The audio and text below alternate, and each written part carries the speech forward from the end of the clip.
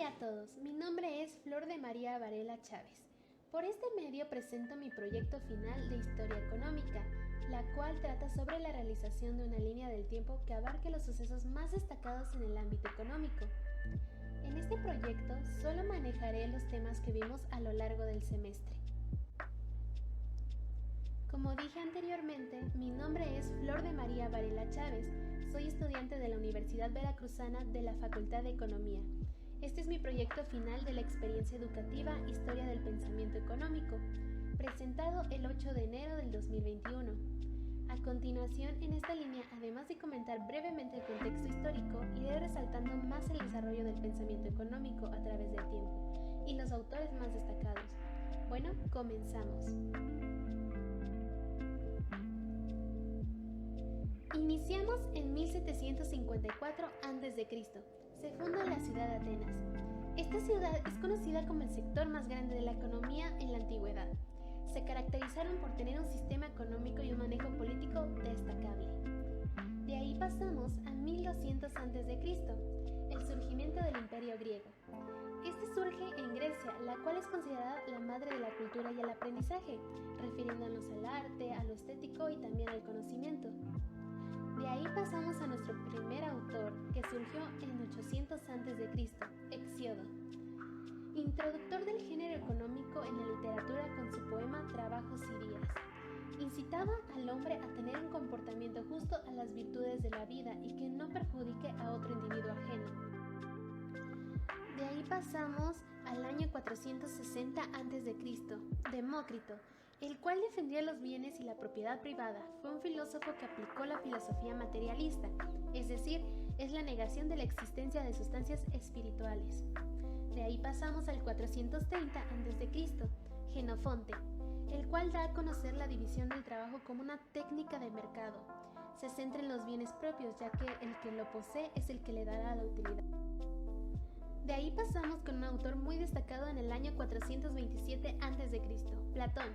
Con él surge la teoría del dinero como un medio para materializar el cambio. También surge el mercado, y este surge porque las personas no pueden abastecerse de por sí mismas de todos los elementos que se necesitan, ya que nadie es capaz de satisfacer esas necesidades por sí mismas. De ahí pasamos alrededor de los años 400 a.C., donde surgió la escuela cínica, la cual fue fundada por Aristóteles.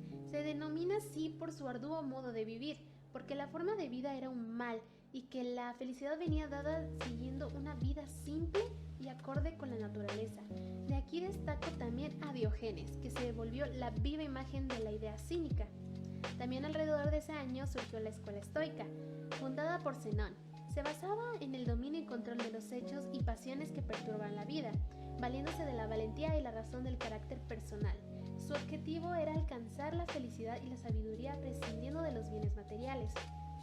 También por ese año surgió la escuela epicurea, la cual fue fundada por Epicurio. Abarca la búsqueda de una vida feliz mediante la búsqueda inteligente de los placeres. Ahora pasamos con otro autor muy destacado, en el año 384 a.C., Aristóteles. Con él surge la administración de la hacienda. Él demostró tener un pensamiento económico más realista y menos soñador, teniendo un enfoque en las necesidades humanas y lo ideal para la economía doméstica, lo cual equivale a una autosuficiencia más desarrollada y completa. Él decía que el Estado mejora si sus ciudadanos mejoran conjuntamente. De ahí pasamos al año 27 a.C., con el surgimiento del Imperio Romano. La cabeza de todos los imperios se caracterizaba por tener conflictos bélicos, es decir, que vivían de las conquistas. Ahora pasamos con la siguiente línea del tiempo que inicia en el año 395 después de Cristo, con la muerte de Teodosio I el Grande. El Imperio Romano recayó sobre sus dos hijos, el Imperio de Occidente para Honorio y el Oriente para Arcadio.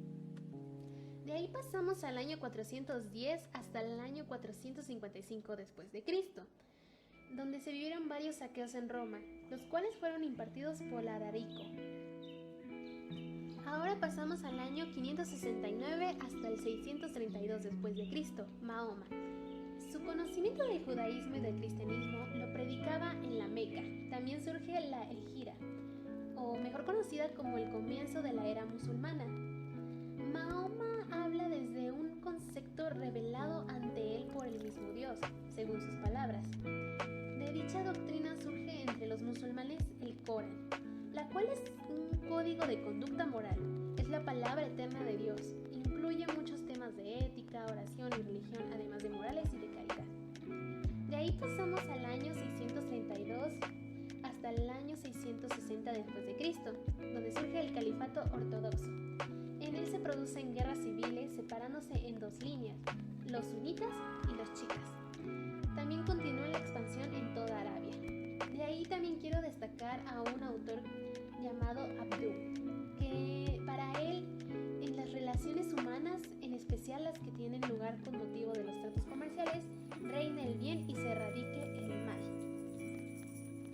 De ahí pasó al año 660 hasta el 750 después de Cristo, donde surge el califato omeya. En Damasco se dio el momento de máximo esplendor de la cultura y la economía. Aquí destaco a un autor que se llama Dimaski, el cual define el beneficio como la diferencia entre los ingresos y los gastos.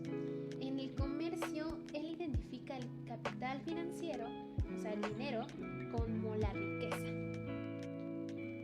Pasamos al año 750 hasta 1252 después de Cristo, donde surge el califato Abbasí, o también conocido como el punto culminante de la expansión musulmana o el periodo de la decadencia.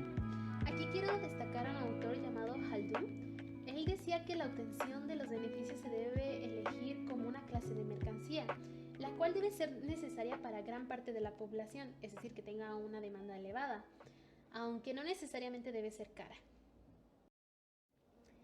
Ahora le damos inicio a un año muy importante, que es el 1400 después de Cristo, donde surgió el Renacimiento, o también conocido como el periodo de la cultura occidental.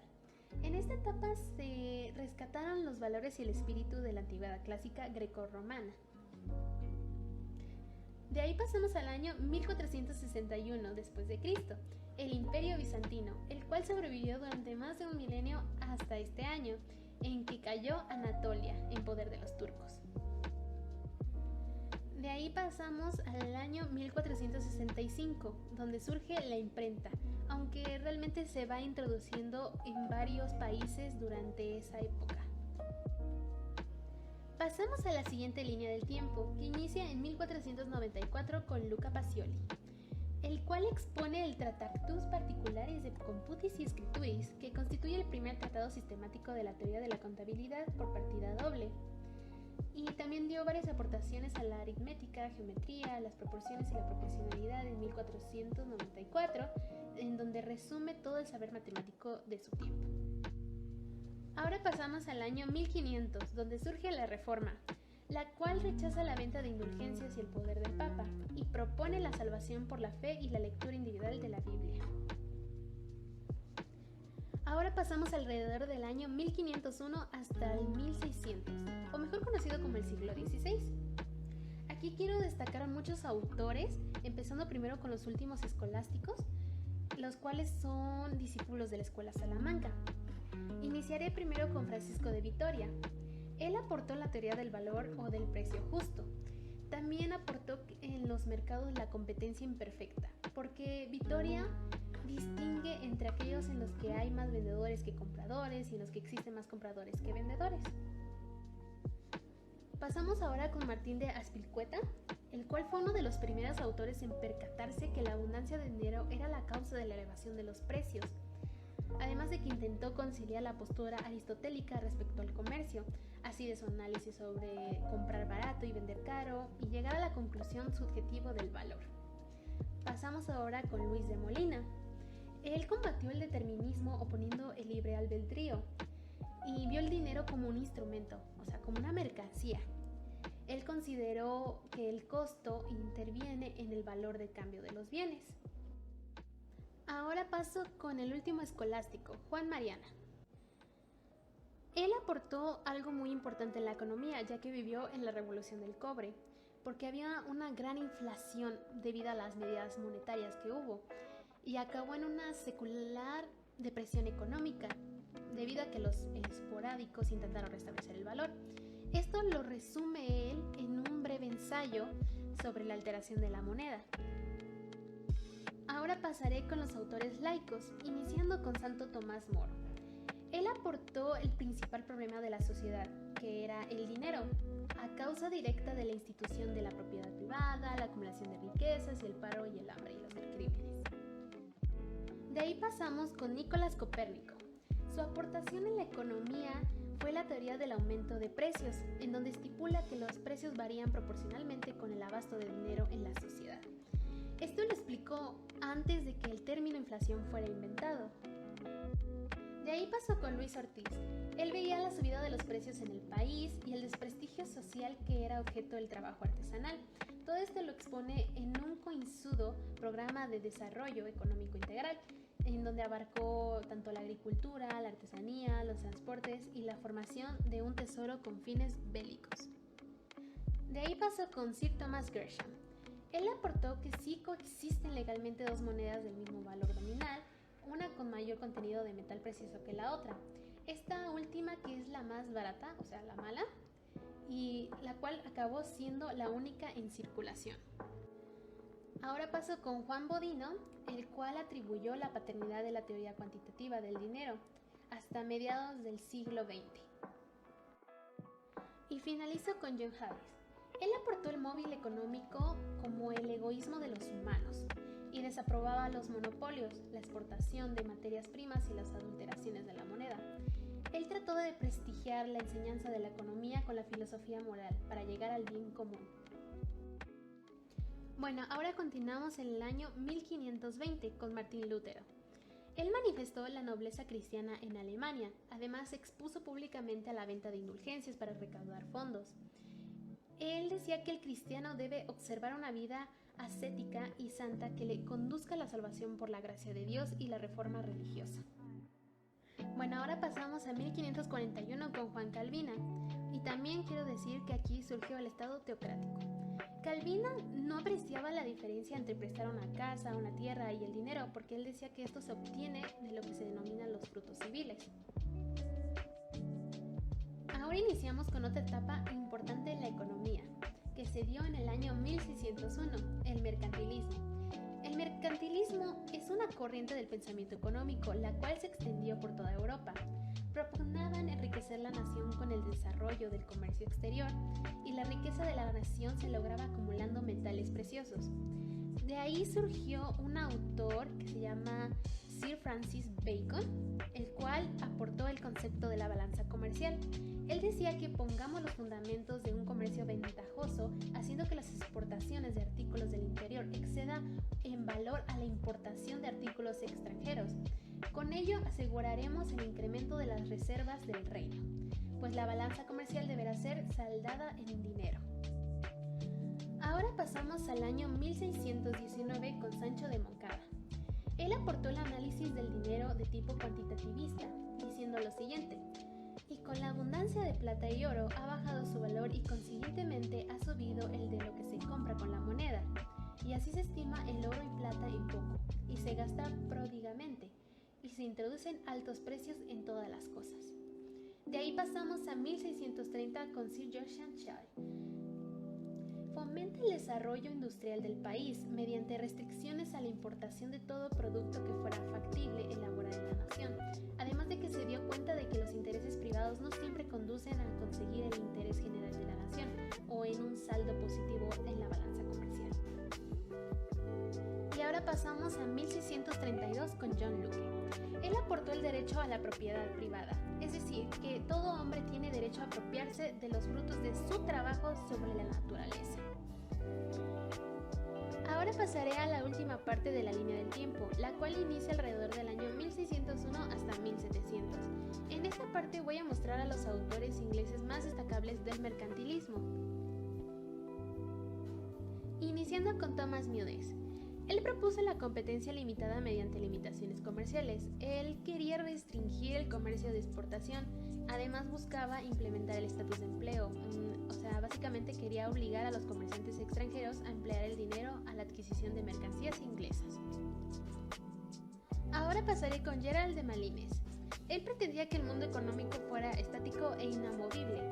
Buscaba eliminar las flatulencias de los tipos de cambio y estaba en contra de la usura y reclamaba el justo precio. De ahí paso con Edward Selden. Él estableció que los movimientos internacionales de especies y las fluctuaciones dependían de los flujos de comercio internacional. Además, con él surgió que las vueltas del comercio debían ser establecidas para propósitos de análisis estadísticos y trabajó con varios artículos en contra del monopolio. Y finalizo con Sir Thomas More. Él decía que el comercio es la única manera de aumentar la riqueza inglesa. Por eso, puso las tierras ociosas en producción para incrementar el número y la calidad de los productos a exportar. Dicho esto, disminuyó las importaciones, principalmente la reducción del consumo excesivo de bienes provenientes del resto del mundo, y además permitió producir manufacturas con materiales extranjeros. Ahora pasamos a 1701, donde surge la fisocracia. Esta también es una corriente del pensamiento económico, la cual marca un carácter innovador en la economía, pero conservador en lo político, e imbuía del espíritu del siglo de las luces, de la ilustración, además de que con ella comprendieron que mediante la racionalización de las técnicas agrícolas se podía conseguir una agricultura moderna y eficaz, con una abundante producción en lo que se sustentaría todo el sistema económico. Ahora pasamos a sus autores más destacados. El primero es Francois Quesnay, el cual se oponía al sistema mercantilista y a las normas estatales que limitaban el derecho a la compra y venta. Fue establecedor de un tratado mercantil que ayudara a los habitantes a comprender cómo era su rol en la sociedad. Además, elaboró un manual acerca del orden natural que debía seguir las instituciones estatales. Él defendía que los bienes debían ser heredados, o sea, los recursos económicos y las propiedades tenían que pasar en generación para que conservaran la estabilidad. Pasamos con Robert Turner. Él atribuía gran importancia al crecimiento de la economía y al progreso de la ciencia y la técnica. Formuló la idea de una conexión estrecha entre el desarrollo de la sociedad y el cambio de las formas de la vida económica. Fue el primero en formular claramente la ley de los rendimientos decrecientes y uno de los primeros defensores de la liberalización comercial y económica. Pasamos con Vincent de Gournay. Defendió la abolición de las restricciones a la industria y al comercio, haciendo uso de su famoso principio dejar hacer, dejar pasar, que en términos económicos se traduce tanto en libertad aduanaria como manufacturaria, la clave de la historia del liberalismo económico. Pasamos con Nicolas Baudeau. Él fue expositor sistemático de la teoría fisiócrata del lujo en su cuadro económico.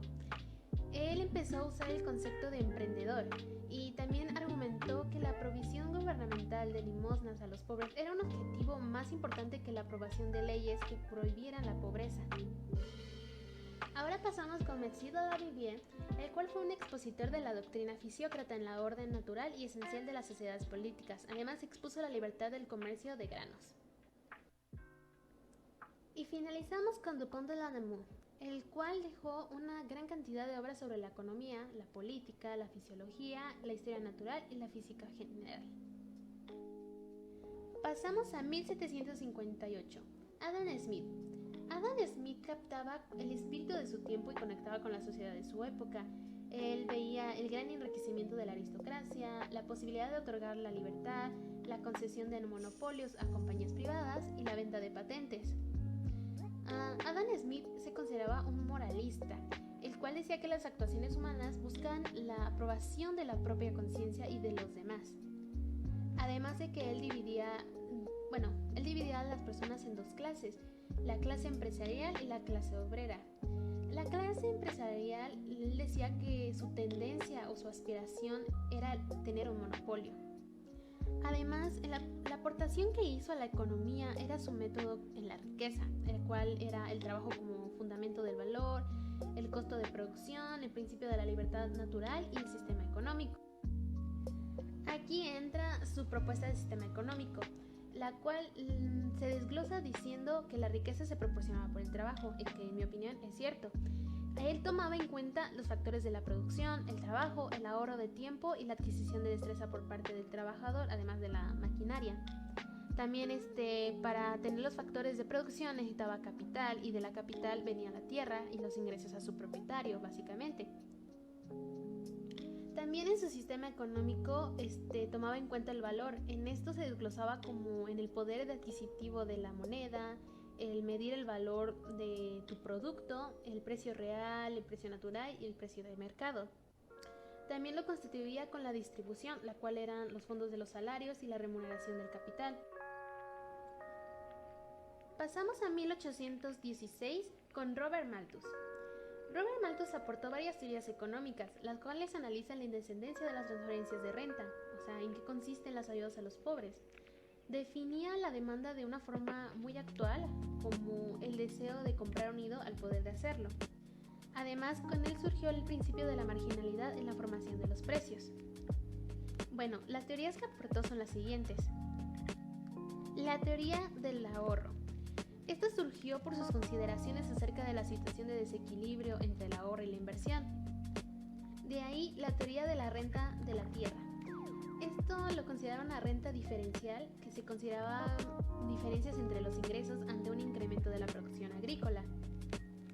De ahí pasamos a la teoría del valor, el cual lo dividió en tres, que era el valor en uso, el valor nominal en cambio y el valor real en cambio. Pasamos con la teoría de la demanda efectiva, o también conocida como la teoría del subconsumo. Él había apreciado que ningún productor emplearía a trabajadores y con el valor de la venta de las mercancías solo conseguía pagar los salarios. Y finalizamos con la última teoría, que era la teoría monetaria y fiscal.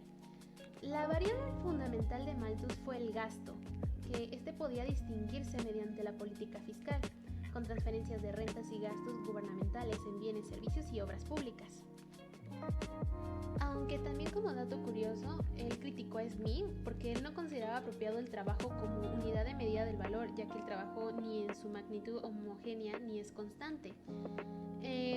Criticó la teoría del valor de Smith porque él decía que tuvo suficiente con atribuírselo a la escasez y a la utilidad mediante el principio de la oferta y la demanda. Además de que para él, la teoría de la producción, los factores eran la tierra, trabajo y capital, y para él el capital es un bien que se sustituye al trabajo en la producción. Y aquí surge su teoría del progreso económico, la cual era la mera acumulación de capital por sí sola, porque dice que no servía de nada así. Entonces, una adecuada proporción entre el estado de los conocimientos y la forma de emplearse era aprovechándose del capital. Y finalizamos en 1817 con David Ricardo. David Ricardo aportó mucho a la economía, en especial a la macroeconomía, ya que analizaba la relación entre los beneficios y los salarios, lo cual significó una de las bases de las leyes de rendimientos decrecientes. Su método, su razonamiento era argumentando con la palabra supongamos que. Esto hacía que su método se considerara abstracto porque introduce premisas a priorísticas de las cuales va extrayendo conclusiones lógicas mediante su deducción. A veces son tantas las suposiciones que al final la situación es tan abstracta que la conclusión es una trivialidad irrefutable. Una teoría que él implantó era la teoría monetaria, la cual él decía, un comentario que él hacía respecto al dinero es que planteaba que como el dinero era un bien variable, el aumento de los salarios en dinero será frecuentemente ocasionado por una baja del valor del dinero. Y con ello planteó también el plan del lingote. Este consistía en volver a la convertibilidad de los billetes en oro, pero en lingotes, de modo que el valor del billete fuera exactamente igual que el oro al que representaba. Y otra teoría que él aportó fue la teoría del valor, donde él decía que todo hombre es rico o pobre según el grado en que pueda gozar de las cosas necesarias, convenientes y gratas de la vida. Con ello surgió un planteamiento respecto al valor de cambio, que decía que sin la utilidad no puede existir un valor de cambio, o una cosa que no sea útil no se intercambia, pero la utilidad no determina su valor. ¿En qué se fundamentó él para decir esto? Pues se fundamentó en la escasez, porque esta era puesta en relación con la demanda o la intensidad de los deseos de quienes pretenden obtener ese bien, y del trabajo, el cual era necesario para la elaboración de los bienes. Y con esto él puso una regla, la cual es: el valor del cambio es proporcional al trabajo incorporado al bien en su producción. Y finalizamos la línea del tiempo. Aquí pueden apreciar las referencias en formato APA por si gustan consultarla, y agradezco mucho la atención dada.